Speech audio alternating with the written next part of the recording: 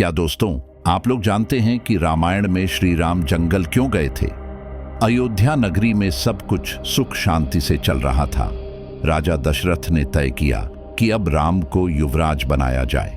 पूरे राज्य में खुशी का माहौल था, पर तभी चालाक मंथरा ने रानी कैकेयी के मन में ईर्ष्या भर दी। उसने कैकेयी को याद दिलाया कि राजा दशरथ ने उसे 2 वरदान देने का वचन दिया था। कैकेयी ने उन वरदानों में मांग लिया कि भरत को राजा बनाया जाए और राम को 14 वर्षों का वनवास दिया जाए।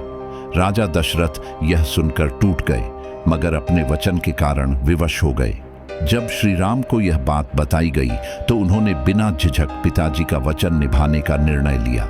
सीता जी ने भी दृढ़ता से कहा कि वे राम के साथ ही रहेंगी और लक्ष्मण ने अपने बड़े भाई की सेवा के लिए वनवास का संकल्प लिया। अयोध्या रो उठी। राजा दशरथ का हृदय भी फटने लगा, मगर राम धर्म पर अडिग रहे।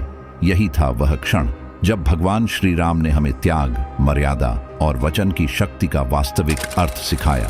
तो कैसी हो मेरी प्यारी लॉयल फैमिली, मैं हूं आपका दोस्त मिस्टर गुलशन और स्वागत करता हूं आपके अपने प्यारे चैनल गुलशन हॉरर पॉडकास्ट पर। अगर आपने अभी तक चैनल को सब्सक्राइब नहीं किया है, जल्दी से सब्सक्राइब कर दीजिए ताकि हमारी फैमिली और बड़ी होती जाए और आपको मिलते रहें ऐसे ही रहस्यमयी और दिल को छू लेने वाले किस्से। तो चलिए वीडियो की ओर। सरयू नदी के पावन तट पर बसी अयोध्या नगरी का दृश्य जितना अद्भुत था, उतना ही दिव्य और अनुपम भी था। सुबह होते ही जब पहली किरणें स्वर्णिम आकाश को आलोकित करती तो उनकी छटा महलों की ऊंची ऊंची अट्टालिकाओं पर पड़कर ऐसा आभास देती जैसे पूरी नगरी सोने की परत से ढक दी गई हो। नगर की गलियां स्वच्छ और सुव्यवस्थित थीं, जिनमें सवेरे सवेरे मंदिरों से उठते हुए शंख और घंटियों की ध्वनि गूंजती थी। सरयू नदी की ठंडी लहरें जब गली गली बहकर लोगों को स्नान और पूजन के लिए आमंत्रित करती तो उस पवित्र जल की शीतलता से मनुष्य ही नहीं, पक्षी और पशु भी प्रसन्न हो उठते। अयोध्या न केवल अपनी सुंदरता और भव्यता के लिए प्रसिद्ध थी, बल्कि वहां के लोगों की सरलता और धर्मनिष्ठ जीवन शैली ने भी इसे विशेष बना दिया था। व्यापारी अपने व्यापार में ईमानदारी बरतते, किसान अपनी मेहनत से भूमि को अन्नमयी बनाते और सैनिक अपने शौर्य और साहस से राज्य की सीमाओं को सुरक्षित रखते। वहां के नागरिक राजा दशरथ के प्रति अपार प्रेम रखते थे, क्योंकि वे केवल शासक ही नहीं बल्कि एक पिता की तरह अपनी प्रजा के दुख सुख में सहभागी बनते थे। अयोध्या की गलियों में किसी को भूखा नहीं देखा जाता, न ही किसी पर अन्याय होता था। राजा दशरथ का व्यक्तित्व अयोध्या की आत्मा था। वे वृद्ध हो चुके थे, लेकिन उनके चेहरे की तेजस्विता और वाणी की गंभीरता ने उन्हें एक आदर्श शासक बना रखा था। उनके राज्य में न्याय और धर्म सर्वोपरि था। उनके 3 महलों में 3 रानियां थीं, कौशल्या, कैकेयी और सुमित्रा। इन तीनों रानियों के स्नेह से दशरथ का परिवार पूर्ण था। वर्षों की प्रतीक्षा के बाद उन्हें पुत्र रत्न प्राप्त हुए। कौशल्या के गर्भ से राम का जन्म हुआ, जिनकी बाल्यावस्था से ही उनके दिव्य तेज ने सबका मन मोह लिया। कैकेयी से भरत का जन्म हुआ, जिनका स्वभाव सरल, शांत और विनम्र था। सुमित्रा ने 2 पुत्रों लक्ष्मण और शत्रुघ्न को जन्म दिया। चारों भाइयों का बचपन अयोध्या के महलों और आंगनों में हंसी खुशी से बीता, परंतु उनका पालन पोषण केवल सुख सुविधाओं में नहीं हुआ, बल्कि उन्हें धर्म, नीति और शौर्य की शिक्षा दी गई। गुरुकुल में भेजकर उनके भीतर विद्या, विनम्रता और युद्ध कला की गहरी समझ विकसित की गई। राम बचपन से ही सभी गुणों से संपन्न थे। उनकी वाणी मधुर, स्वभाव गंभीर और आचरण पूर्णतः मर्यादित था। लक्ष्मण का प्रेम तो इतना गहरा था कि वे अपने बड़े भाई राम की छाया बनकर हर समय उनके साथ रहते। भरत धर्म और नीति में विशेष रुचि रखते थे, जबकि शत्रुघ्न अपने भाइयों की सेवा को ही अपना कर्तव्य मानते। राम के चरित्र की विशेषता यह थी कि वे सभी को समान दृष्टि से देखते, चाहे प्रजा का कोई सामान्य नागरिक हो या महल का कोई सेवक। वे सबके साथ समान व्यवहार करते। यही कारण था कि अयोध्या का प्रत्येक नागरिक उन्हें अपने हृदय का प्रिय मानता। सीता से विवाह के बाद उनका व्यक्तित्व और भी परिपूर्ण लगने लगा। सीता, जो जनकपुरी की राजकुमारी थी, अपनी सरलता, पतिव्रता, धर्म और अद्भुत सौंदर्य से सभी का मन मोह लेती थी। जब वे अयोध्या आईं तो अयोध्या की गलियां और भी प्रसन्न और गौरवशाली हो गईं। अयोध्या का जीवन केवल ऐश्वर्य और वैभव तक सीमित नहीं था, वहां धर्म की गहरी जड़ें थीं। लोग अपने दिन की शुरुआत भगवान के नाम से करते और शाम को भी मंदिरों और घाटों पर दीप जलाकर घर लौटते। बड़े बुजुर्ग बच्चों को नीति और धर्म की कहानियां सुनाते और माता पिता अपने संतानों को सत्य और सदाचार के मार्ग पर चलने की शिक्षा देते। यही कारण था कि अयोध्या में किसी को दूसरों से ईर्ष्या नहीं थी। लोग एक दूसरे के सुख दुख में सहभागी बनते थे। राजमहल में भी ऐसा ही वातावरण था। दशरथ अपनी तीनों रानियों को समान स्नेह देते और चारों पुत्रों के प्रति समान प्रेम रखते। जब वे राजसभा में बैठते तो उनका व्यक्तित्व ऐसा लगता जैसे सूर्य स्वयं धरती पर न्याय की गद्दी पर आसीन हो। मंत्री और सभासद उनकी आज्ञा मानकर राज्य को सुव्यवस्थित रखते, परंतु दशरथ के मन में एक चिंता भी छिपी रहती थी। उनकी वृद्धावस्था उन्हें बार बार यह स्मरण कराती थी कि समय का प्रवाह थमने वाला नहीं है। उनके जीवन का लक्ष्य अब केवल इतना शेष था कि वे अपने योग्यतम पुत्र को अयोध्या का भावी राजा बनाकर प्रजा को सुरक्षित हाथों में सौंप दें। राम का नाम सुनते ही सबके हृदय में एक अद्भुत शांति का संचार होता था। जब वे नगर में निकलते तो प्रजा उन्हें देखकर हर्षित हो उठती। उनके मुख पर सदा मधुर मुस्कान रहती, जिससे लोगों का विश्वास और भी दृढ़ हो जाता। वे धर्म, नीति और सत्य के ऐसे आदर्श थे जिनसे लोग सीखते कि जीवन में मर्यादा और त्याग कितना महत्वपूर्ण है। समय बीतता गया और राम का यश इतना फैल गया कि साधु संत भी उनके दर्शन की अभिलाषा करने लगे। जब वे यज्ञों और अनुष्ठानों में सम्मिलित होते तो ऐसा लगता जैसे धर्म स्वयं सजीव रूप में उनके साथ खड़ा है। उनके शौर्य की गाथाएं भी जनमानस में प्रसिद्ध थीं।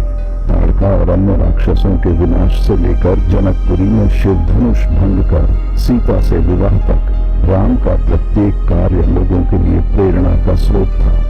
अयोध्या का सुखमय जीवन मानो राम की उपस्थिति से और भी उज्जवल हो गया था। नगर की स्त्रियां उन्हें अपने पुत्र के समान मानती, वृद्ध उन्हें धर्म का आधार कहते और युवा उन्हें आदर्श मानकर जीवन की राह चुनते। सीता का साथ उनके व्यक्तित्व को और भी संतुलित बनाता। दोनों के बीच का प्रेम और विश्वास इतना गहरा था कि वह संसार के लिए आदर्श दाम्पत्य का स्वरूप बन गया। उस समय अयोध्या में हर ओर प्रसन्नता का वातावरण था। व्यापार फल फूल रहा था, धर्म अपनी चरम सीमा पर था और प्रजा सुरक्षित व संतुष्ट थी। राजा दशरथ का शासन सबको प्रिय था, लेकिन लोग जानते थे कि राम के हाथों में राज्य आने पर अयोध्या और भी दिव्य और महान बनेगी। इस प्रकार अयोध्या का सुखमय जीवन केवल ऐश्वर्य की गाथा नहीं था। अयोध्या में उस समय बड़ा हर्षोल्लास का वातावरण था। श्री राम के गुण, उनके शील और उनके तेज से पूरा राज्य आलोकित हो रहा था। वे न केवल अपने पिता दशरथ के लिए गर्व का कारण थे, बल्कि अयोध्या वासियों के लिए भी आदर्श बने हुए थे। हर कोई उन्हें एक दिन राजा के रूप में देखना चाहता था, क्योंकि उनकी वाणी में मधुरता, व्यवहार में विनम्रता और वीरता में अद्भुत तेज था। जब राम युवा हुए, उनकी ख्याति दूर दूर तक फैलने लगी। उनके पराक्रम और शौर्य की गाथाएं हर कोने में सुनाई देने लगी। तभी मिथिला के राजा जनक द्वारा आयोजित एक स्वयंवर का समाचार अयोध्या पहुंचा। जनक की कन्या सीता अद्वितीय सौंदर्य और पवित्रता की प्रतिमूर्ति थी, किंतु उनके विवाह के लिए एक विशेष शर्त रखी गई थी। जनक ने शिवजी के धनुष का वरण कर रखा था और कहा था कि जो भी वीर उस धनुष को उठाकर प्रत्यंचा चढ़ा देगा, वही सीता का वरण कर सकेगा। यह कार्य अत्यंत कठिन था, क्योंकि वह धनुष साधारण न था। अनेक राजकुमार और बलवान वीर पहले ही उसमें असफल होकर लौट चुके थे। मिथिला का राजमहल जैसे एक चुनौती का अखाड़ा बन गया था, जहां राजाओं और राजकुमारों की भीड़ उमड़ पड़ी थी। हर कोई सीता का हाथ पाने का इच्छुक था, किंतु धनुष को कोई हिला तक न पाया। जब अयोध्या में यह संदेश पहुंचा तो विश्वामित्र अर्षि ने राजा दशरथ से आग्रह किया कि वे अपने पुत्र राम और लक्ष्मण को उनके साथ भेजें। विश्वामित्र ने कहा कि राम न केवल इस यज्ञ की रक्षा करेंगे बल्कि उनका भाग्य उन्हें इस महान कार्य के लिए मिथिला तक ले जाएगा। दशरथ पहले तो संकोच में पड़े, लेकिन फिर उन्होंने गुरु के आदेश का सम्मान करते हुए राम और लक्ष्मण को भेज दिया। दोनों भाई गुरु के साथ मिथिला की ओर बढ़े। मिथिला पहुंचते ही नगरवासियों में उत्साह फैल गया।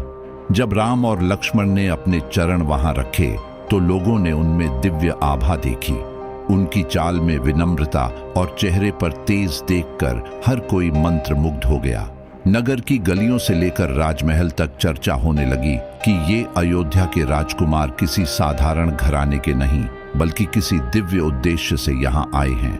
जब राम ने सीता को पहली बार देखा तो उनका हृदय एक अद्भुत शांति और प्रेम से भर गया। सीता ने भी अपने अंतर्मन में राम को ही अपने जीवन का स्वामी स्वीकार किया। यह मिलन कोई साधारण संयोग न था, बल्कि यह तो सृष्टि की योजना थी, जहां धर्म, सौंदर्य और मर्यादा का संगम होना था। स्वयंवर का दिन आया। विशाल सभा मंडप सजे हुए थे। राजकुमार, राजा और वीर दूर दूर से आए थे। सभी की निगाहें उस दिव्य धनुष पर थीं, जो सभा के मध्य एक विशाल वेदी पर रखा था। जनक ने सभा को संबोधित करते हुए कहा कि यह शिव का धनुष है। इसे उठाना और प्रत्यंचा चढ़ाना साधारण बात नहीं। जो भी वीर इसमें सफल होगा वही मेरी पुत्री सीता का पति बनेगा। एक एक कर राजाओं और वीरों ने प्रयास किया। किसी ने उसे हिलाने की कोशिश की, किसी ने उठाने की, लेकिन सब असफल रहे। धनुष जैसे अचल पर्वत की तरह अडिग पड़ा रहा। जब सारे प्रयास विफल हो गए तो सभा में मौन छा गया। तभी गुरु विश्वामित्र ने राम से कहा कि वे आगे बढ़ें। राम शांत भाव से उठे। उनके भीतर न कोई अहंकार था, न ही दिखावा। उन्होंने देवताओं को प्रणाम किया और सहज भाव से धनुष के पास पहुंचे। जब उन्होंने उसे हाथ लगाया तो वह मानो वर्षों से उसी क्षण की प्रतीक्षा कर रहा हो। राम ने सहजता से धनुष उठाया और प्रत्यंचा चढ़ाने लगे। उसी क्षण सभा मंडप में एक गूंज हुई और धनुष बीच में ही टूट गया। धनुष टूटने की गूंज से पूरी सभा हिल गई। देवताओं के लोक में भी आनंद फैल गया। जनक आश्चर्यचकित रह गए। उन्होंने देखा कि जिस धनुष को कोई हिला भी न सका, उसे इस दिव्य युवक ने सहजता से तोड़ दिया। उसी क्षण उन्होंने घोषणा की कि अब सीता का वरण श्री राम करेंगे। जनक ने अपनी कन्या को बुलाया। सीता हाथ में वरमाला लेकर आईं। उन्होंने श्रद्धा और प्रेम से राम के गले में वह वरमाला डाल दी। उस पल पूरा सभा मंडप आनंद के स्वर से गूंज उठा। जय घोष हुआ और सभी ने राम सीता के इस दिव्य मिलन को स्वीकार किया। विवाह की तैयारियां बड़े धूमधाम से हुईं। अयोध्या से भी राजा दशरथ, कौशल्या, सुमित्रा और कैकेयी सहित पूरा राज परिवार मिथिला पहुंचा। विवाह मंडप में वैदिक मंत्रों के बीच राम और सीता का पाणिग्रहण संस्कार संपन्न हुआ। लक्ष्मण, भरत और शत्रुघ्न का भी विवाह जनक की अन्य कन्याओं और भतीजियों के साथ हुआ। पूरा मिथिला नगर उत्सव के रंग में डूब गया। राजमहल दीपों और पुष्पों से सजाया गया। नगरवासियों ने उत्साह से नृत्य और गान की। राम और सीता का यह विवाह केवल दो आत्माओं का मिलन नहीं था, यह धर्म और मर्यादा का आदर्श स्थापित करने वाला क्षण था। सीता ने अपने जीवन का समर्पण राम को किया और राम ने अपने धर्म के मार्ग में सीता को संगिनी बनाकर मर्यादा और प्रेम का नया उदाहरण प्रस्तुत किया। विवाह के उपरांत जब बारात अयोध्या लौटी, तब अयोध्या नगरी भी दीपमालाओं से सजी हुई थी। नगरवासियों ने अपने प्रिय राम और उनकी वधू सीता का स्वागत आनंद और प्रेम से किया। दशरथ भी इस मिलन से अत्यंत प्रसन्न हुए। इस प्रकार राम और सीता का विवाह हुआ। यह विवाह साधारण नहीं था, इसमें संपूर्ण मानव समाज के लिए एक आदर्श निहित था। राम ने सीता को केवल पत्नी नहीं माना, बल्कि जीवन संगिनी और धर्मपथ की सहचरी माना। सीता ने भी राम को केवल पति नहीं, बल्कि अपने आराध्य, अपने जीवन के आधार के रूप में स्वीकार किया। यह मिलन उस समय की सबसे महान घटना बन गया, जिसने आगे चलकर संपूर्ण राम कथा की नींव रखी। अयोध्या की नगरी उस समय वैभव और शांति का केंद्र थी, जहां धर्म और नीति की ध्वजा ऊंची लहराती थी। महलों की चकाचौंध, गलियों की रौनक और प्रजाजन का आनंद राजा दशरथ की उत्तम नीति और न्यायप्रिय शासन का परिणाम था। दशरथ चक्रवर्ती सम्राट कहलाते थे। उनके सामर्थ्य और पराक्रम से आसपास की सारी दिशाएं सुरक्षित थीं। लेकिन जीवन के इस अंतिम पड़ाव पर, जब उनके बाल सफेद हो चुके थे और देह में पहले जैसी शक्ति नहीं बची थी, उन्हें यह विचार व्याकुल करने लगा कि अब राज्य की बागडोर किसे सौंपी जाए। उन्हें यह अच्छी तरह झांक था कि राज सिंहासन पर बैठने वाला केवल योद्धा या बलवान ही नहीं होना चाहिए, बल्कि उसमें धर्म, नीति, करुणा और कर्तव्य की समझ भी होनी चाहिए। दशरथ के हृदय में अपने चारों पुत्रों के प्रति समान स्नेह था, परंतु जब वह निष्पक्ष दृष्टि से देखते तो पाते कि श्री राम में वह सब गुण हैं जो एक आदर्श राजा में होने चाहिए। राम न केवल वीर और पराक्रमी थे, बल्कि उनके जीवन में एक ऐसी गंभीरता और मर्यादा थी जो उन्हें विशेष बनाती थी। उनके मुखमंडल पर सदैव शांति की छटा बिखरी रहती थी।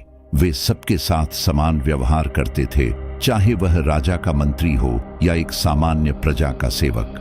जब जब वे प्रजाजनों के बीच जाते, लोग उन्हें देखकर प्रसन्न हो उठते और मन ही मन सोचते कि यदि राम राजा बनेंगे तो अयोध्या स्वर्ग के समान हो जाएगी।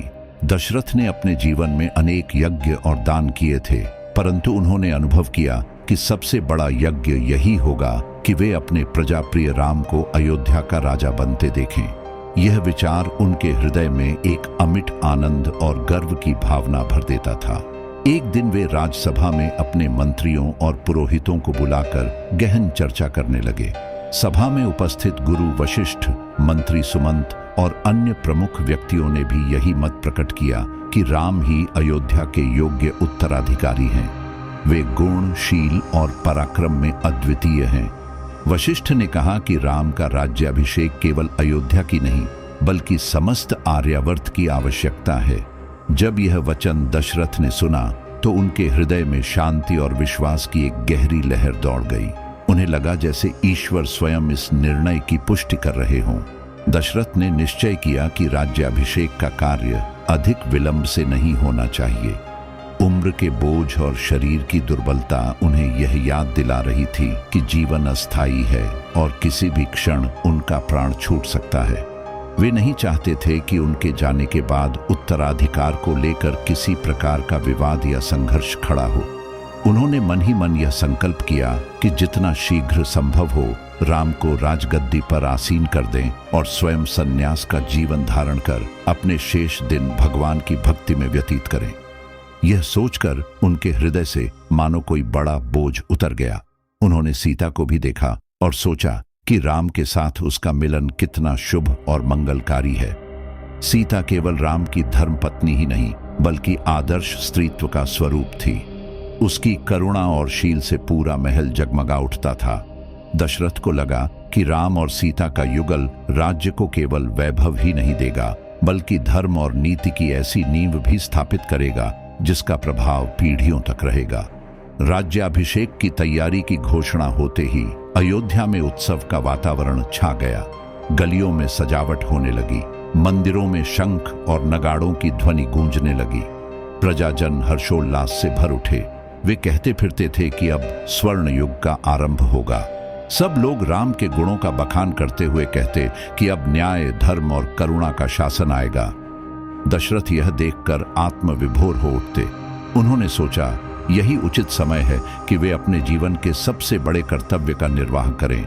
लेकिन इस आनंद के बीच भी उनके हृदय में एक हल्की सी चिंता उठती थी। वे सोचते थे कि क्या सभी रानियां और सभी पुत्र इस निर्णय से प्रसन्न होंगे। कौशल्या, सीता और लक्ष्मण तो निस्संदेह आनंदित थे, लेकिन उन्हें कैकेयी की प्रतिक्रिया को लेकर संशय था। कैकेयी भरत से अत्यंत स्नेह करती थी और दशरथ को यह भय था कि कहीं उसे यह न लगे कि उसका पुत्र उपेक्षित हो रहा है। किंतु उन्होंने सोचा कि राम का राज्याभिषेक केवल परिवार का निर्णय नहीं, बल्कि संपूर्ण अयोध्या का निर्णय है। राम को राजा बनाने का कार्य केवल परंपरा निभाने का नहीं, बल्कि धर्म और न्याय को स्थापित करने का है। इस प्रकार दशरथ ने दृढ़ निश्चय किया। उन्होंने मंत्रियों और गुरुओं के साथ मिलकर राज्याभिषेक का मुहूर्त निकाला। नगर में यह घोषणा की गई कि शीघ्र ही श्री राम का राज्याभिषेक होगा। जैसे ही यह समाचार प्रजाजनों के कानों तक पहुंचा, अयोध्या में दीपोत्सव जैसा वातावरण बन गया। लोग अपने अपने घर सजाने लगे, महिलाएं मंगल गीत गाने लगीं और बच्चे हर्ष से उछल पड़ते। हर ओर एक ही चर्चा थी, राम राजा बनेंगे।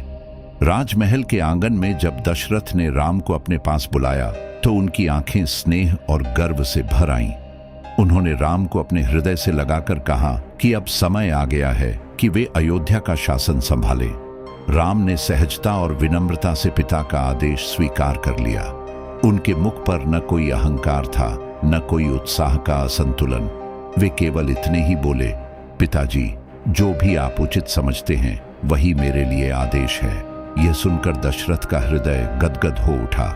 उन्हें लगा कि ऐसा विनम्र और आज्ञाकारी पुत्र ही सच्चे अर्थों में राज्य का भार संभाल सकता है। राज्याभिषेक की घोषणा के बाद दशरथ रात भर सो नहीं सके। उनके हृदय में एक ओर राम को राजगद्दी पर देखने का आनंद था, तो दूसरी ओर जीवन की क्षण भंगुरता का विचार उन्हें उद्विग्न कर रहा था। वे बार बार भगवान से प्रार्थना करते कि उन्हें वह दिन देखने का अवसर अवश्य मिले जब राम राज तिलक के साथ अयोध्या के सिंहासन पर बैठे। अयोध्या नगरी उस समय हर्षोल्लास से गूंज रही थी। हर गली, हर चौक, हर मार्ग में केवल एक ही चर्चा थी कि अगले दिन प्रभु श्री राम का राज्याभिषेक होने जा रहा है। लोग अपने अपने घरों में दीप जला रहे थे, मिठाइयां बना रहे थे और पूरे नगर को एक उत्सव स्थल की तरह सजाया जा रहा था। ऐसा प्रतीत हो रहा था मानो कोई महान पर्व आ गया हो। महलों के भीतर भी यही वातावरण था। महारानी कौशल्या अपने पुत्र राम को देखकर गर्व से भर रही थी। महारानी सुमित्रा का हृदय भी उल्लास से भरा था और कैकेयी भी बाहरी रूप से प्रसन्न दिखाई दे रही थी। परंतु उस समय किसी को यह आभास तक न था कि इस प्रसन्नता और उल्लास के बीच एक काली छाया धीरे धीरे आकार ले रही है जो अयोध्या के भाग्य को बदल देगी। महारानी कैकेयी के महल में उसकी दासी मंथरा रहती थी। मंथरा शरीर से क्रूप और टेढ़ी मेढ़ी थी, परंतु उसके मन की टेढ़ापन उसके चेहरे की क्रूपता से भी अधिक भयानक था। वर्षों से वह कैकेयी की सेवा में लगी थी, पर उसके मन में एक प्रकार की कुंठा और असंतोष सदा पलता रहता था। जब भी वह देखती कि कैकेयी दशरथ की प्रिय रानी है और राम सबकी आंखों का तारा है, तो उसके भीतर ईर्ष्या की आग भड़क उठती। मंथरा का हृदय छल और षड्यंत्र का घर था। जिस समय पूरे अयोध्या में आनंद का वातावरण था, उसी समय मंथरा की आंखों में चिंता और घृणा की चमक थी। उस दिन जब मंथरा ने सुना कि अगली सुबह राम का राज्याभिषेक होने वाला है, तो उसका हृदय जैसे डूब गया। वह तुरंत दौड़कर कैकेयी के पास पहुंची। उस समय कैकेयी अपने महल के कक्ष में बैठी आनंद मग्न होकर राम के अभिषेक की तैयारी के बारे में सोच रही थी। उनके चेहरे पर प्रसन्नता की झलक थी। उन्होंने अपने प्रिय पुत्र समान राम के लिए नए वस्त्र, आभूषण और यज्ञोपवीत की व्यवस्था का ध्यान रखा था, लेकिन मंथरा के चेहरे पर क्रोध और उत्तेजना साफ झलक रही थी। मंथरा ने जैसे ही अंदर प्रवेश किया तो वह फर्श पर गिर पड़ी और करुण स्वर में विलाप करने लगी। कैकेयी ने आश्चर्य से पूछा, मंथरा, तुम्हें क्या हुआ है? क्यों इस प्रकार रो रही हो? आज तो अयोध्या में आनंद का दिन है, कल राम का राज्याभिषेक है, हमें प्रसन्न होना चाहिए। मंथरा ने सिर उठाकर कैकेयी की ओर देखा और तीखे स्वर में बोली, महारानी, आप कितनी भोली हैं। आप तो अपने ही विनाश पर खुश हो रही हैं। आप जिसे अपना सौभाग्य मान रही हैं, वही आपके लिए दुर्भाग्य का कारण बनने वाला है। कैकेयी मंथरा की बात सुनकर चौंक गई। उन्होंने कहा, तुम क्या कह रही हो? राम तो मेरे लिए भी पुत्र के समान हैं। उनके राजा बनने से मुझे भी गर्व होगा। लेकिन मंथरा ने कटु हंसी हंसते हुए कहा, यही तो आपकी सबसे बड़ी भूल है। महारानी, क्या आप नहीं समझती कि यदि राम राजा बने तो भरत का क्या होगा? वह तो केवल नाम का राजकुमार रह जाएगा और आप केवल एक उपेक्षित रानी बनकर रह जाएंगी। कैकेयी ने थोड़ा क्रोधित होकर कहा, मंथरा, तुम निरर्थक बातें क्यों कर रही हो? राम मेरा भी उतना ही प्रिय है जितना कौशल्या का। भरत और राम में कोई भेद नहीं है। राज्य पर कौन बैठे, इससे मुझे कोई अंतर नहीं पड़ता। मंथरा ने तुरंत अपना स्वर बदलकर मधुरता से कहा, महारानी, आप तो बड़ी उदार हैं, लेकिन राजनीति में उदारता काम नहीं आती। आज राम राजा बनेंगे, कल उनके पुत्र राज्य के उत्तराधिकारी होंगे। भरत और उसके वंशज का कोई महत्व नहीं बचेगा। आप सोचिए, जब कौशल्या के पुत्र की सत्ता होगी तो आप केवल एक नाम मात्र की रानी रह जाएंगी। आज दशरथ बूढ़े हो गए हैं और आप पर उनका अत्यधिक स्नेह है, परंतु कल राम की सत्ता में आपका स्थान कहाँ होगा? वे अपनी माँ कौशल्या का महत्व बढ़ाएंगे और आप धीरे धीरे भुला दी जाएंगी। मंथरा के ये शब्द सुनकर कैकेयी का मन विचलित होने लगा। अब तक वह जो राम के लिए गर्व महसूस कर रही थी, उसी गर्व में कहीं न कहीं शंका की छाया पड़ने लगी। मंथरा ने देखा कि उसकी बातों का असर हो रहा है। उसने और अधिक तीव्रता से कैकेयी के मन पर वार किया। वह बोली, महारानी, क्या आप भूल गईं कि जब दशरथ युद्ध में बुरी तरह घायल हो गए थे तब आपने उनकी प्राण रक्षा की थी? उसी समय उन्होंने वचन दिया था कि वह आपको 2 वरदान देंगे। आज वही समय है जब आप उन वरदानों का उपयोग कर सकती हैं। मांग लीजिए कि भरत को राजा बनाया जाए और राम को 14 वर्षों के लिए वनवास भेजा जाए। इससे न केवल भरत सुरक्षित रहेंगे, बल्कि आपको भी हमेशा के लिए महत्व मिलेगा। कैकेयी ने आश्चर्य से पूछा, मंथरा, यह कैसी कठोर बात कह रही हो? राम को वनवास? क्या तुम जानती हो कि मैं राम से कितना प्रेम करती हूँ? वह मेरा पुत्र समान है। मैं कैसे उनसे दूर होने का वचन मांग सकती हूँ? मंथरा ने चालाकी से उत्तर दिया, महारानी, यही आपकी कोमलता आपका सर्वनाश करेगी। आप राम को पुत्र मानती हैं, परंतु क्या राम भी भरत को भाई मानेंगे जब वह राजा बनेंगे? सत्ता की चमक आंखों को अंधा कर देती है। आप समझ लीजिए कि यदि आज राम को राजगद्दी मिल गई तो भरत का सदा के लिए अधिकार छिन जाएगा। क्या आप एक मां होकर अपने पुत्र का यह अपमान सहेंगी? कैकेयी अब चुप हो गई। उनके हृदय में संघर्ष शुरू हो गया। एक ओर राम के प्रति उनका प्रेम और स्नेह था, दूसरी ओर भरत के भविष्य की चिंता और मंथरा के शब्दों का विष था। मंथरा ने देखा कि उसका बीज बोया जा चुका है, अब उसे बस पानी देना है। वह लगातार कैकेयी के मन में आशंका, भय और ईर्ष्या की अग्नि डालती रही। धीरे धीरे कैकेयी की आंखों में आंसू भर आए। उनका कोमल हृदय अब द्वंद्व से टूटने लगा। मंथरा ने उन्हें राजमहल के कोप भवन में ले जाकर कहा, महारानी, अब यही सही समय है। यदि आप आज ही राजा दशरथ से अपने वरदान नहीं मांगेंगी तो कल राम राजा बन जाएंगे और फिर कोई उपाय शेष नहीं रहेगा। कैकेयी अब पूरी तरह से मंथरा के प्रभाव में आ चुकी थी। उन्होंने सोचा कि यदि मैं आज चुप रही तो सचमुच भरत का भविष्य अंधकारमय हो जाएगा। अयोध्या नगरी उस समय दीपमालाओं से सजी हुई थी। चारों ओर उत्सव का वातावरण था। राजा दशरथ ने घोषणा कर दी थी कि अगले ही दिन श्री राम का राज्याभिषेक होगा। नगरवासियों के हृदय में उल्लास का सागर उमड़ पड़ा था। प्रत्येक घर में दीप जलाए गए, हर द्वार पर रंगोली बिछाई गई, हर गली में मंगल गान गूंजने लगे। महलों में भी इसी प्रकार का उत्सव छाया हुआ था। कौशल्या अपने प्रिय पुत्र राम के राज्याभिषेक की तैयारियों में लगी थी। सुमित्रा अपनी सहज सरलता में इस आनंद को जी रही थी, लेकिन कैकेयी अभी तक अपनी कक्ष में शांत बैठी हुई थी। बाहर से देखने पर वह प्रसन्न दिखाई देती थी, किंतु उनके भीतर एक तूफान धीरे धीरे आकार ले रहा था। कैकेयी के पास उनकी पुरानी दासी मंथरा आई, जिसने राम की लोकप्रियता और अयोध्या में हो रहे उत्सव को देखकर अपने मन में ईर्ष्या और शंका का जाल बुन लिया था। मंथरा एक चालाक स्त्री थी। उसकी वाणी में विष भी था और मधुरता भी। उसने कैकेयी से कहा कि यदि राम का राज्याभिषेक हो गया तो भरत सदा के लिए पीछे रह जाएगा और तुम, महारानी, कौशल्या के सामने महत्वहीन बनकर रह जाओगी। मंथरा के शब्दों में एक अजीब सम्मोहन था। वह बार बार कैकेयी के मन को भड़काती रही। शुरू में कैकेयी ने इन बातों पर ध्यान नहीं दिया, लेकिन जैसे जैसे मंथरा ने तर्क और कल्पनाओं का जाल फैलाया, वैसे वैसे कैकेयी का मन डगमगाने लगा। मंथरा ने उसे उसकी शक्ति और अधिकार की याद दिलाई। उसने कहा कि राजा दशरथ एक बार युद्ध में जब घायल हो गए थे, तब तुमने उन्हें अपने जीवन की परवाह के बिना सुरक्षित रखा था। उसी समय उन्होंने वचन दिया था कि तुम जब चाहो उनसे 2 वर मांग सकती हो।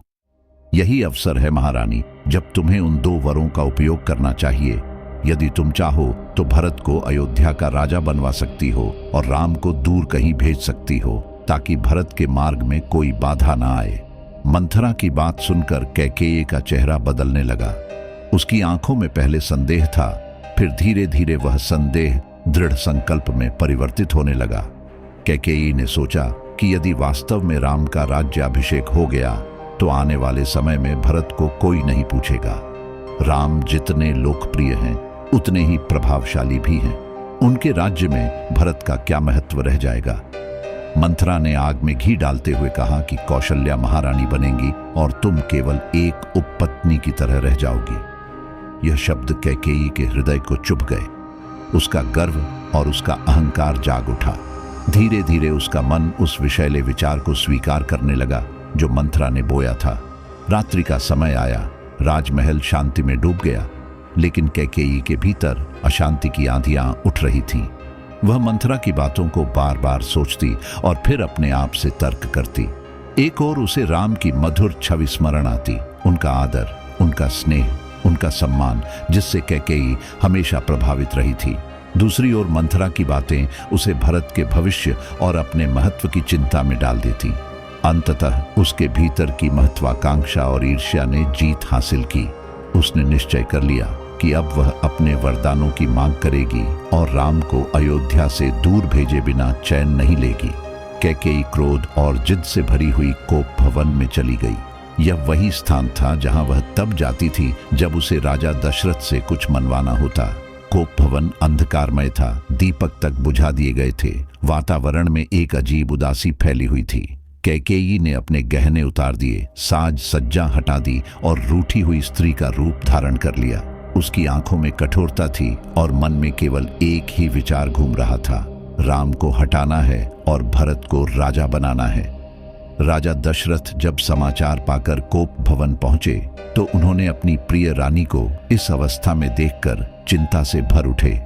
उन्होंने कैकेयी से बार बार पूछा कि आखिर क्या बात है, किसने उन्हें दुख पहुंचाया है, किसकी हिम्मत हुई कि महारानी को आहत करे। उन्होंने कैकेयी को मनाने की चेष्टा की, उन्हें अपने प्रेम और विश्वास का स्मरण दिलाया। दशरथ ने कहा कि वह उसकी हर इच्छा पूरी करेंगे, वह चाहे जो मांग ले।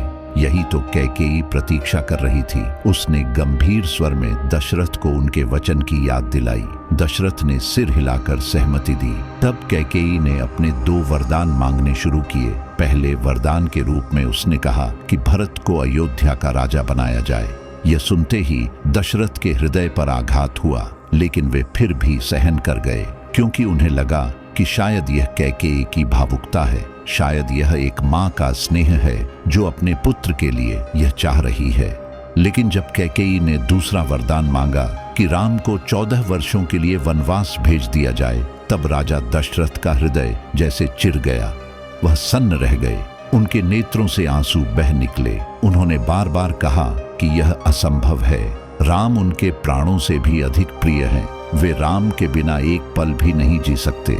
उन्होंने कैकेयी को समझाने का हर प्रयास किया, कभी विनती की, कभी क्रोध किया, कभी अपनी निष्ठा और प्रेम का हवाला दिया, लेकिन कैकेयी अपनी जिद पर अड़ी रही। उसका हृदय जैसे पत्थर का हो गया था। उस समय कैकेयी के भीतर का मोह और महत्वाकांक्षा इतनी प्रबल हो गई थी कि उसे दशरथ के आंसू भी नहीं डिगा सके। वह बार बार वही दोहराती रही कि यदि तुम्हें अपने वचन का पालन करना है तो राम को वनवास भेजना ही होगा। दशरथ विवश होकर भूमि पर गिर पड़े। उनका मन विदीर्ण हो गया, लेकिन वह अपने वचन से पीछे नहीं हट सकते थे। राजधर्म और व्यक्तिगत प्रेम के बीच वे पिसने लगे। कैकेयी अपनी कठोरता में अडिग रही। उसकी आंखों में कोई कोमलता नहीं थी, केवल जिद और संकल्प था। यह वही कैकेयी थी जो कभी राम को सबसे अधिक स्नेह करती थी, उन्हें अपना पुत्र मानकर चाहती थी। लेकिन आज वही स्त्री ईर्ष्या और महत्वाकांक्षा के जाल में ऐसी फंस गई थी कि अपने प्रिय पुत्र समान राम को वनवास भेज। अयोध्या का राजमहल उस रात अद्भुत शांति में डूबा हुआ था, लेकिन भीतर कहीं एक तूफान उमड़ रहा था। राजा दशरथ, जिनका जीवन युद्ध भूमि में साहस और महलों में न्यायप्रियता के लिए प्रसिद्ध था, वे अचानक एक ऐसे जाल में फंस चुके थे जहां से निकलना उनके लिए असंभव हो चुका था। कैकेयी का वह कठोर स्वर उनके कानों में गूंज रहा था, जिसमें उसने अपने 2 वरदानों की मांग रख दी थी। दशरथ ने अपने जीवन में असंख्य बार शपथ ली थी, वचन निभाए थे, लेकिन कभी किसी शपथ ने उन्हें इतना असहाय नहीं किया जितना इस बार किया।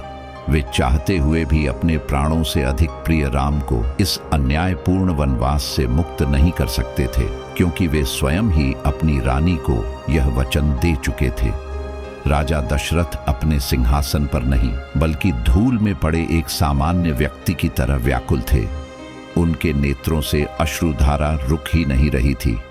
वे बार बार कैकेयी से कह रहे थे कि वह कोई और वरदान मांग ले, राजपाट मांग ले, सोना चांदी मांग ले, यदि चाहे तो उनका जीवन भी मांग ले, लेकिन राम का वनवास न मांगे। परंतु कैकेयी का हृदय उस समय पत्थर के समान कठोर हो चुका था। वह बार बार यही दोहराती रही कि यदि राजा ने अपना वचन नहीं निभाया तो उनके वंश की मर्यादा नष्ट हो जाएगी। दशरथ विवश होकर अपने आप को टूटते देख रहे थे। उनके लिए यह सबसे बड़ा संकट था कि एक ओर वे राम के पिता थे और दूसरी ओर एक प्रतिज्ञाबद्ध राजा। पिता का हृदय चीख रहा था, राजा का धर्म उन्हें रोक रहा था। रात्रि का सन्नाटा और भी गहरा होता गया। दशरथ के मन में राम का बचपन घूमने लगा। उन्होंने देखा जैसे कल ही की बात हो, जब छोटे से राम उनकी गोद में किलकारियां उभरते थे, जब उनके नन्हे हाथ राजा की दाढ़ी पकड़कर मुस्कुराते थे। उन्हें याद आया जब राम धनुष उठाकर पहली बार युद्ध कला में उतरे थे और कैसे वे सदैव अपने पिता की आज्ञा का पालन करते रहे। राम में उन्होंने सदैव अपना प्रतिबिंब देखा था, बल्कि उससे भी श्रेष्ठ। आज उसी राम को वनवास देना, उन्हें अंधकारमय जंगलों में भेजना, यह विचार ही राजा दशरथ को भीतर से छलनी कर रहा था। वे सोचते थे कि यदि राज्य करना ही राम का अपराध है, तो बेहतर है कि वे स्वयं राज सिंहासन से त्यागपत्र देकर राम को स्वतंत्र कर दें। लेकिन यह संभव नहीं था, क्योंकि वचन का बंधन उन्हें कैद किए हुए था। राजा की दशा उस रात एक साधारण मनुष्य से भी दयनीय थी। उन्होंने अपनी ही जीवन संगिनी कैकेयी को दोषी ठहराते हुए कहा कि वह न केवल उनके हृदय को तोड़ रही है, बल्कि पूरे राज्य को शोक में डुबो देगी। पर कैकेयी अपने निर्णय पर दृढ़ थी।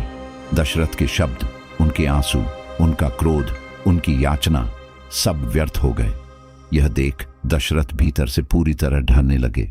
उन्हें लगा जैसे वे अब राजा नहीं, बल्कि किसी कठपुतली के समान हैं, जिसे अपनी ही शपथों की डोर ने जकड़ रखा है। सुबह होने के पहले ही दशरथ का कक्ष रोदन और आर्तनाद से भर गया। उनके सेवक और रानियां भी उन्हें शांत करने आईं, पर कोई उनके व्याकुल हृदय को सांत्वना न दे सका।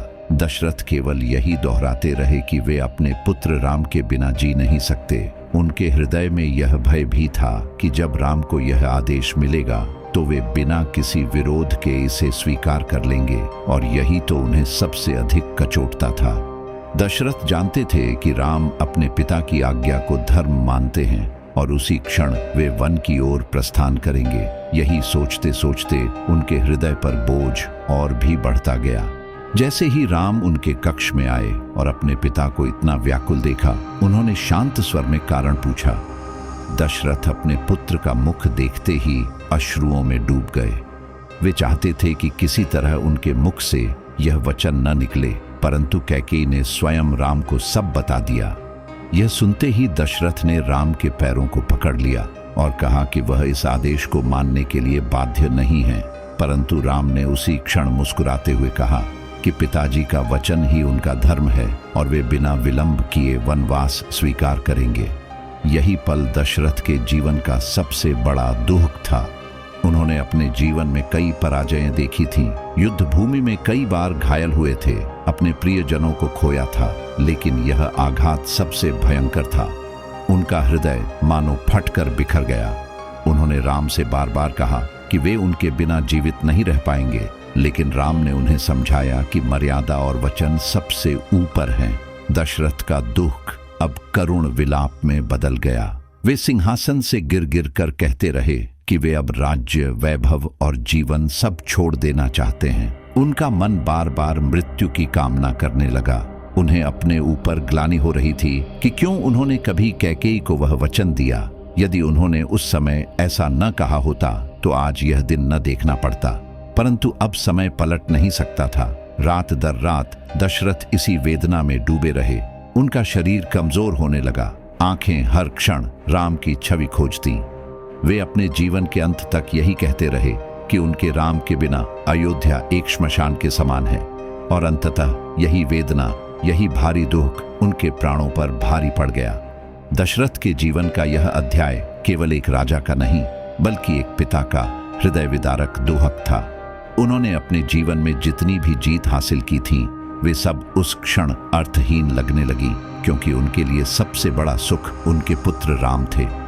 जब वही सुख उनसे छिन गया तो उनके लिए शेष संसार केवल शोक का एक अथाह सागर रह गया, जिसमें वे डूबते चले गए। अयोध्या नगरी उस समय उत्सव के उल्लास में डूबी हुई थी, जब सबको यह झांत हुआ कि महाराज दशरथ अपने सबसे प्रिय और योग्य पुत्र राम का राज्याभिषेक करने जा रहे हैं। महलों में मंगल ध्वनियां गूंज रही थी, गलियों में दीप और फूलों से सजे द्वार थे, हर ओर खुशी का वातावरण था। जनता के मन में यह विश्वास था कि राम के राजा बनने से अयोध्या का स्वर्ण युग प्रारंभ होगा, क्योंकि वह केवल राजकुमार ही नहीं, मर्यादा और धर्म के प्रतिरूप थे। परंतु उसी समय नियति ने एक ऐसा मोड़ लिया जिसने इस आनंदमयी वातावरण को पल भर में शोक और करुणा के सागर में बदल दिया।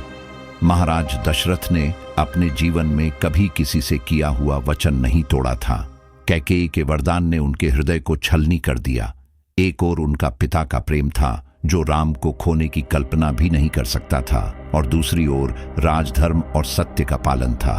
वे रात भर अपने महल में व्याकुल होकर राम को बुलाने का साहस भी नहीं जुटा पाए। अंततः जब राम वहां पहुंचे और उन्होंने पिता की पीड़ा देखी तो सब समझ गए। दशरथ शब्द भी नहीं निकाल पाए, केवल अश्रुपूर्ण आंखों से अपने प्रिय पुत्र को देखते रहे। कैकेयी ने कठोर स्वर में सारा प्रसंग राम को सुना दिया।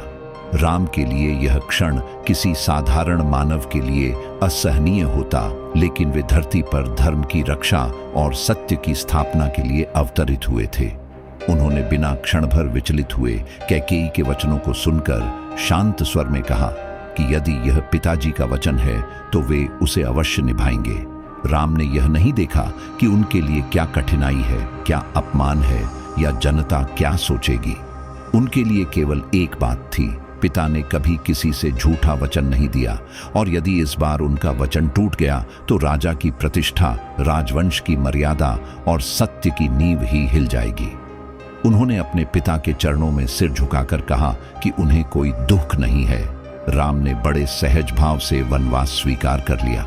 उन्होंने कहा कि 14 वर्षों का समय तो पल भर में बीत जाएगा, और जब वे लौटेंगे तो अयोध्या और भी महान और पवित्र होगी। उनके शब्दों में न शिकायत थी, न दुख, बल्कि केवल कर्तव्य निष्ठा और धर्म के प्रति अटल श्रद्धा थी।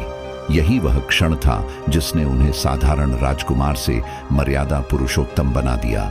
राम का यह निर्णय केवल एक साधारण त्याग नहीं था, इसमें मानव जीवन का वह आदर्श छिपा था जो बताता है कि व्यक्तिगत सुख दुख से ऊपर धर्म और सत्य का स्थान है। उन्होंने सोचा कि यदि वे वचन भंग के कारण पिताजी को कलंकित कर देंगे तो जीवन भर यह कलंक मिटेगा नहीं। इसलिए उन्होंने वनवास को कोई दंड या विपत्ति न मानकर उसे एक अवसर माना। अवसर अपने पिता के वचनों की रक्षा का, अवसर धर्म के पालन का, और अवसर यह दिखाने का कि सत्ता या सिंहासन किसी के लिए सबसे बड़ा लक्ष्य नहीं होता, बल्कि कर्तव्य ही मनुष्य का सच्चा मार्ग है। जब यह बात सीता तक पहुंची तो वे व्याकुल हो उठी। उन्होंने राम से कहा कि वे अपने पति के बिना कैसे रह सकती हैं। राम ने उन्हें बहुत समझाया कि वन का जीवन कठिन है, वहां सुख सुविधाएं नहीं हैं, वहां न महल होंगे, न राजसी वस्त्र, न सुरक्षा होगी। परंतु सीता का प्रेम और संकल्प राम के समान ही दृढ़ था। उन्होंने कहा कि पत्नी का सबसे बड़ा धर्म पति का साथ निभाना है, चाहे वह सुख का मार्ग हो या दुख का। राम ने अंततः उनकी जिद स्वीकार कर ली और उन्हें साथ ले जाने का निर्णय किया। लक्ष्मण का हृदय भी यह सुनकर विचलित हो उठा। वह राम के बिना अपने जीवन की कल्पना ही नहीं कर सकते थे। उन्होंने राम से कहा कि वे भी उनके साथ वन जाएंगे और उनकी सेवा करेंगे। पहले तो राम ने उन्हें समझाने की कोशिश की, लेकिन लक्ष्मण का समर्पण अटूट था। अंततः राम ने उन्हें भी साथ चलने की अनुमति दी। वनवास का यह निर्णय जितना सरलता से राम ने स्वीकार किया, उतना ही कठिन था अयोध्या की जनता और महाराज दशरथ के लिए। नगरवासियों की आंखों में आंसू थे। वे सोच भी नहीं सकते थे कि जिस राम का राज्याभिषेक देखने के लिए वे इतने उत्साहित थे, वही राम अब साधु वेश में वन की ओर निकल पड़ेंगे। महलों की शोभा, बैंड बाजे और उत्सव की तैयारियां पल भर में शोक के सन्नाटे में बदल गईं। दशरथ के लिए यह आघात असहनीय था। वे बार बार राम से कहते कि वे न जाएं, परंतु राम अपने निर्णय से नहीं डगमगाए। उन्होंने पिता को समझाया कि उनके लिए सबसे बड़ा सुख यही है कि पिताजी के वचन की रक्षा हो। दशरथ अपने पुत्र के इस त्याग को देखकर गर्व और दुख दोनों से भर उठे। राम ने अपने शाही वस्त्र त्याग दिए और साधु के वेश में स्वयं को सुसज्जित किया। जब उन्होंने यह रूप धारण किया तो नगरवासियों के हृदय और भी द्रवित हो उठे। सब राम से विनती करने लगे कि वे वनवास न जाएं, लेकिन राम का निर्णय अडिग रहा। उस समय राम के मन में कोई भय, कोई क्रोध या कोई शिकायत नहीं थी। वे जानते थे कि जीवन में आने वाली हर घटना किसी न किसी बड़े उद्देश्य की पूर्ति करती है। उनके वनवास में भी भविष्य की एक गहरी योजना छिपी थी, जो आगे चलकर रावण वध और धर्म की विजय में परिणत हुई। राम का यह निर्णय केवल अयोध्या ही नहीं, पूरे मानव समाज के लिए एक आदर्श बन गया। उन्होंने यह संदेश दिया कि सत्ता और सुख सुविधाएं क्षणिक हैं, लेकिन धर्म और वचन की रक्षा शाश्वत है। उन्होंने यह भी दिखाया कि सच्चा राजा वह नहीं जो केवल राज्य सिंहासन पर बैठे, बल्कि वह है जो हर परिस्थिति में न्याय, सत्य और मर्यादा का पालन करे।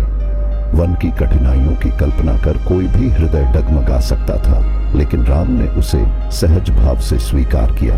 यह उनका धैर्य था जिसने उन्हें साधारण मानव से ऊपर उठाकर दिव्य बना दिया। उन्होंने जो मार्ग चुना वह आसान नहीं था, लेकिन वही मार्ग उन्हें लोकनायक और मर्यादा पुरुषोत्तम बना गया। अयोध्या नगरी उस दिन जैसे शोक का सागर बन गई थी। चारों ओर लोग अपने प्रिय राम को रोकने के लिए व्याकुल हो उठे थे। घर घर में स्त्रियां रो रही थीं, बच्चे अपने माता पिता से सवाल कर रहे थे कि राम जैसे दयालु और मर्यादा पुरुष को वन क्यों जाना पड़ रहा है। जिन गलियों में हर दिन उत्सव का उल्लास छाया रहता था, वहां आज सन्नाटा पसरा हुआ था, मानो स्वयं अयोध्या की आत्मा दुख से कराह रही हो। नगरवासियों की आंखें आंसुओं से भरी हुई थीं और हर कोई यही कह रहा था कि यदि राम चले गए तो अयोध्या का वैभव भी उनके साथ चला जाएगा। राजमहल के भीतर का दृश्य और भी अधिक हृदय विदारक था। राजा दशरथ असहाय होकर राम को देखते जाते और अपने वचनों की जंजीर में जकड़े हुए विलाप कर रहे थे। उनका मन बार बार कहता कि किसी भी तरह राम को रोक लें, लेकिन जब जब वे अपने राजधर्म और प्रतिज्ञा को याद करते तो उनकी आत्मा और भी पीड़ा से भर उठती। दशरथ की वृद्ध आंखें अश्रुओं से धुंधली हो चुकी थीं। उनका हृदय बार बार बैठ रहा था। उन्होंने राम से बार बार कहा कि वे वन न जाएं, लेकिन राम अपने पिता के वचन को सबसे बड़ा मानते हुए दृढ़ रहे। उनके लिए पिता की प्रतिष्ठा ही सर्वोपरि थी और वह चाहे कितना ही कठिन क्यों न हो, उन्हें धर्म से विचलित नहीं कर सकता था। राम का वनगमन केवल एक निर्णय नहीं था, बल्कि पूरी अयोध्या के हृदय को तोड़ देने वाला प्रसंग बन गया। जब सीता ने भी वन में साथ जाने की जिद की तो महल की सारी रानियां व्याकुल हो उठी। कौशल्या का हृदय तो मानो चीर गया। उन्होंने सीता से कहा कि राजमहल में रहकर राज्य का भार संभालो, परंतु सीता ने दृढ़ स्वर में उत्तर दिया कि जहां राम रहेंगे वहीं मेरा स्थान है। यदि वह वन में रहेंगे तो मैं कैसे राजमहल में सुख भोग कर सकती हूँ। उनका स्वर करुणा और दृढ़ता से भरा हुआ था, जिसने सबको स्तब्ध कर दिया। लक्ष्मण का भाव तो और भी तीव्र था। उन्होंने स्पष्ट कहा कि वे अपने प्राणों से भी बढ़कर राम की सेवा करेंगे। उनका मन क्रोध और दुहक दोनों से भरा था। उन्हें यह अन्याय असह्य लग रहा था कि राम जैसे निष्पाप को वनवास झेलना पड़े। परंतु राम के एक संकेत पर उन्होंने अपने भाव संयत किए और अपने बड़े भाई के साथ चलने का निश्चय दृढ़ कर लिया। जब राम, सीता और लक्ष्मण वन गमन के लिए तैयार हुए तो महल से बाहर का दृश्य हृदय को चीर देने वाला हो उठा। अयोध्या के नागरिकों का समुद्र उमड़ पड़ा। वृद्ध, युवा, स्त्रियां, बच्चे सभी उनके रथ के चारों ओर इकट्ठा हो गए। लोग करुण स्वर में पुकारते, राम, हमें छोड़कर मत जाओ, तुम्हारे बिना यह अयोध्या वीरान हो जाएगी। कोई राम के रथ के पहियों को पकड़ लेता, कोई उनके चरणों से लिपट जाता, कोई विलाप करते हुए बेहोश हो जाता। उस क्षण ऐसा प्रतीत होता था मानो पूरा नगर राम के साथ वन की ओर चल देना चाहता हो। नगर की स्त्रियां अपने बच्चों को गोद में लेकर विलाप करती कि जिनके जैसे आदर्श राजा का राज्याभिषेक होना चाहिए था, उन्हें आज वनवास का वसन पहनना पड़ रहा है। वृद्ध जन अपने सिर पर राख डालकर कह रहे थे कि यह राज्य हमारे लिए अब निरर्थक हो गया, क्योंकि जिसके शासन में हमें न्याय और सुख मिल सकता था वही अब हमारे बीच नहीं रहेगा। राम का मन भी इस जनसमूह को देखकर द्रवित हो उठा। उनके हृदय में गहरी करुणा उमड़ रही थी, लेकिन उनके चेहरे पर धैर्य और मर्यादा की अटल झलक बनी रही। उन्होंने धीरे धीरे सबको समझाया कि यह सब समय और भाग्य का खेल है, हमें धर्म से पीछे नहीं हटना चाहिए। वे बार बार कहते कि वनवास उनका कर्तव्य है और यदि वे पिता के वचन का पालन नहीं करेंगे तो अयोध्या की परंपरा टूट जाएगी। राम के वचनों में जो शांति और दृढ़ता थी वह लोगों के लिए आश्वासन थी, लेकिन उनकी आंखों में भरे आंसू उनके हृदय की पीड़ा को प्रकट कर रहे थे। जैसे जैसे रथ आगे बढ़ने लगा, नगरवासियों की व्याकुलता और बढ़ने लगी। कई लोग रथ के पीछे पीछे भागते रहे। महिलाएं छतों पर खड़ी होकर आंसुओं से भीगी आंखों से राम को देखती रहीं, मानो उनका अंतिम दर्शन कर रही हों। गलियों और चौपालों में सिसकियां गूंज उठी। लोग अपने घरों के द्वार पर दीपक जलाकर प्रार्थना कर रहे थे कि राम का मार्ग शुभ हो और वे सकुशल लौटें। दशरथ की स्थिति तो असहनीय हो चुकी थी। उन्होंने स्वयं अपने पुत्र को विदा करने की शक्ति खो दी थी। बार बार वे अचेत हो जाते और जब होश में आते तो रोते हुए कहते, राम, मुझे छोड़कर मत जाओ, तुम्हारे बिना मेरा जीवन व्यर्थ है। परंतु राम ने करुण स्वर में झुककर पिता के चरण पकड़े और कहा, पिताश्री, आपके वचनों की रक्षा ही मेरी सबसे बड़ी पूजा है। यदि मैं इस धर्म से हट जाऊं तो पुत्र होने का मेरा कर्तव्य अधूरा रह जाएगा। राम के ये शब्द सुनकर दशरथ और भी टूट गए। सीता का मन भी भारी था। जब उन्होंने अयोध्या की स्त्रियों के विलाप सुने तो उनकी आंखें नम हो गईं, परंतु उन्होंने अपने आंसुओं को छिपा लिया और दृढ़ स्वर में सबको विश्वास दिलाया कि वे राम के साथ हर परिस्थिति में रहेंगी। सीता की यह अटल निष्ठा देखकर नगरवासियों की आंखों से और भी आंसू बह निकले। लक्ष्मण बार बार लोगों से कहते रहे कि वे निराश न हों। 14 वर्षों के बाद राम लौट कर आएंगे और तब अयोध्या में फिर से वैभव और आनंद छा जाएगा। लेकिन यह आश्वासन भी उस समय के दुख को कम नहीं कर पा रहा था। लोग समझते थे कि 14 वर्ष बहुत लंबा समय है और उस अंतराल में अयोध्या के हर घर का जीवन जैसे अधूरा हो जाएगा। रथ धीरे धीरे नगर की सीमा की ओर बढ़ा। नगरवासियों की भीड़ अब और भी घनी हो चुकी थी।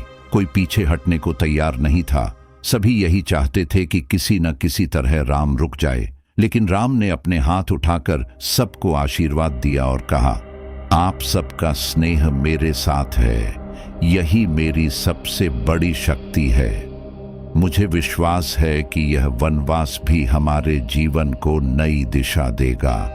आप सभी धैर्य रखें। ननिहाल में आनंद और स्नेह से भरे वातावरण में समय बिताते हुए भरत को तनिक भी आभास न था कि अयोध्या में इस बीच कैसी तूफानी घटनाएं घट चुकी हैं। वे वहां अपने भाई शत्रुघ्न के साथ थे और दोनों को यही लगता था कि अयोध्या में सब कुछ मंगलमय चल रहा होगा, क्योंकि राम के राज्याभिषेक की तैयारी तो बहुत पहले हो चुकी थी। ननिहाल के लोग भी इस प्रसंग से प्रसन्न थे कि शीघ्र ही भरत के बड़े भाई अयोध्या के सिंहासन पर बैठकर राम राज्य की स्थापना करेंगे। लेकिन किसे पता था कि मंथरा की कुटिलता और कैकेयी की कठोर जिद ने दशरथ को टूटकर मृत्यु के द्वार तक पहुंचा दिया और राम, सीता और लक्ष्मण अयोध्या छोड़ वन के लिए प्रस्थान कर चुके हैं। जब भरत अयोध्या की ओर लौटे तो उनके मन में प्रसन्नता थी। उन्होंने सोचा कि अयोध्या लौटकर वे अपने भाइयों को देखेंगे, राम का राज्याभिषेक देखेंगे और पूरा नगर आनंद मग्न होगा। पर जैसे ही वे नगर के समीप पहुंचे, उन्हें वातावरण कुछ अजीब और विचित्र लगा। महलों के द्वार, जो प्रायः सजावट और रत्नों से चमकते रहते थे, अब सूने और उदास से दिखाई दे रहे थे। सड़कें, जो पहले गहमागहमी और हर्षोल्लास से भरी रहती थीं, अब जैसे शोक की चादर में लिपटी पड़ी थीं। नगरवासियों के चेहरे पर वह मुस्कान नहीं थी, उनकी आंखों में आंसू और उदासी तैर रही थी। भरत को समझ में नहीं आया कि आखिर ऐसा क्या हुआ कि अयोध्या जैसी आनंदमयी नगरी इस प्रकार शोक के सागर में डूबी हुई है। भरत के मन में शंका हुई। उन्होंने लोगों से प्रश्न करना चाहा, लेकिन किसी की आंखों में आंसू और किसी की चुप्पी उनके प्रश्नों का उत्तर देने से पहले ही सब कुछ कह रही थी। वे राजमहल में प्रवेश करते हुए भीतर से कांपने लगे। मन में डर था कि कहीं कोई अनहोनी तो नहीं हो गई। जब वे महल पहुंचे तो उन्होंने देखा कि वहां वैसा ही अजीब सन्नाटा पसरा हुआ है। अपने पिता दशरथ को देखने की उत्कंठा और भी बढ़ गई। पर जैसे ही वे कौशल्या और सुमित्रा के कक्ष में पहुंचे, उन्हें माताओं की स्थिति देखकर हृदय फटने लगा। उनके वस्त्र अस्त व्यस्त थे, चेहरे पर आंसू की लकीरें साफ दिखाई दे रही थीं और नेत्रों में अपार दुख समाया हुआ था। भरत ने व्याकुल होकर पूछा, माँ, यह क्या हुआ? राम कहाँ है? पिता कहाँ हैं? क्यों अयोध्या शोक में डूबी है? उनके प्रश्न सुनकर कौशल्या जी की आंखों से झरझर आंसू बहने लगे। वे भरत को देखकर केवल यही कह सकीं, राम, राम अब अयोध्या में नहीं है। तेरी माँ कैकेयी ने तुझे राजा बनाने का वर मांगा था और राम को 14 वर्षों के लिए वन भेज दिया है। दशरथ इस आघात को सह नहीं पाए और राम के वियोग में प्राण त्याग गए। यह सुनते ही भरत पर मानो वज्रपात हो गया। उनके होठों से एक भी शब्द न निकला। वे स्तब्ध खड़े रह गए। कुछ क्षण बाद उन्होंने एक लंबी चीख भरी और जमीन पर गिर पड़े। उनकी आंखों से आंसू रुकने का नाम नहीं ले रहे थे। शत्रुघ्न भी यह सब देखकर क्रोध और वेदना से भर उठे। उन्होंने मंथरा को पकड़कर कठोर दंड देना चाहा, क्योंकि वही इस पूरे अनर्थ की मूल कारण थी। भरत ने मां कैकेयी की ओर देखा तो उनके हृदय में अग्नि जल उठी। उन्होंने कहा, मां, तूने यह क्या किया? मैं तुझसे यह वरदान मांगता था कि राम का राज्य छीना जाए। मैंने तो जीवन भर राम को ही पिता समान माना। वही मेरे बड़े भाई, मेरे आराध्य हैं। मैं राज्य के योग्य कहाँ हूँ? तूने मुझे कलंकित कर दिया। मैं तेरी संतान कहलाने लायक भी नहीं रहा। कैकेयी उस समय भी अपने हठ पर डटी हुई थी, लेकिन भरत के आंसुओं और उनके आक्रोश से उसका मन धीरे धीरे पिघलने लगा। भरत ने दृढ़ स्वर में कहा, मैं यह राज्य कभी स्वीकार नहीं करूंगा। इस सिंहासन पर केवल राम का ही अधिकार है और रहेगा। मैं वन जाऊंगा, राम को वापस लाऊंगा और उनसे आग्रह करूंगा कि वे अयोध्या लौटें। यदि वे न आए तो मैं भी उनके साथ वन में ही रहूंगा। भरत का यह संकल्प सुनकर अयोध्या की प्रजा के हृदय में आशा की किरण जगी। सबको लगा कि अब शायद राम लौट आएंगे और यह शोक समाप्त होगा। भरत ने पिता की मृतदेह के सामने प्रणाम कर कहा, पिताजी, मैं आपके वचन का मान रखूंगा, लेकिन राम को वापस लाकर ही इस राज्य का संचालन करूंगा। यदि राम न आए तो यह राज्य सदा के लिए खाली रहेगा। भरत ने भरपूर शोक के साथ पिता का अंतिम संस्कार किया। पूरा नगर शोकमग्न था। फिर उन्होंने मंत्रियों और प्रजाजन से सभा में कहा, यह राज्य मेरा नहीं, केवल राम का है। मैं इसे स्वीकार नहीं करूंगा। अब मैं वन की ओर प्रस्थान करूंगा और प्रभु श्री राम के चरणों में गिरकर उनसे आग्रह करूंगा कि वे लौट आइए और अयोध्या का राजकाज संभालें। इस प्रकार भरत ने वन जाने की तैयारी की। उनके साथ पूरी अयोध्या जैसे वन की ओर चल पड़ी। हाथियों, घोड़ों, रथों और पैदल जनसमूह का इतना विशाल जुलूस पहले कभी नहीं देखा गया था। सबके मन में यही एक भावना थी कि राम को वापस लाकर ही चैन मिलेगा। रास्ते में लोग राम का नाम जपते हुए चल रहे थे। भरत का हृदय व्याकुल था। वे बार बार यही सोचते कि राम का दर्शन कब होगा और वे उन्हें किस प्रकार समझाकर वापस लाएंगे। जब भरत चित्रकूट पहुंचे जहां राम, सीता और लक्ष्मण वनवास के प्रारंभिक दिनों में ठहरे हुए थे, तो उनका हृदय उमंग और पीड़ा दोनों से भर उठा। जैसे ही उन्होंने राम का वनवासी रूप देखा, आंखों से आंसू धारा बनकर बहने लगे। वे दौड़कर राम के चरणों में गिर पड़े और बोले, भैया, यह क्या अन्याय हुआ? आप जैसे मर्यादा पुरुषोत्तम को वनवास। अयोध्या आपके बिना श्मशान बन चुकी है। माताएं रो रही हैं, प्रजा दुखी है। मैं किस मुंह से इस राज्य को स्वीकार करूं? आइए लौट चलें। आप ही अयोध्या के राजा हैं। राम ने भरत को उठाया और हृदय से लगाया। उन्होंने प्रेम से कहा, भरत, यह सब पिताजी के वचन के कारण हुआ है। मैं पिताजी की आज्ञा का पालन कर रहा हूं और यही मेरा धर्म है। 14 वर्ष का वनवास पूरा होने तक मैं अयोध्या नहीं लौट सकता। अयोध्या नगरी उस समय दुख और शोक के समुद्र में डूबी हुई थी, जब राजा दशरथ के सबसे प्रिय पुत्र राम अपने पिताजी के वचन को निभाने के लिए वन की ओर प्रस्थान कर चुके थे।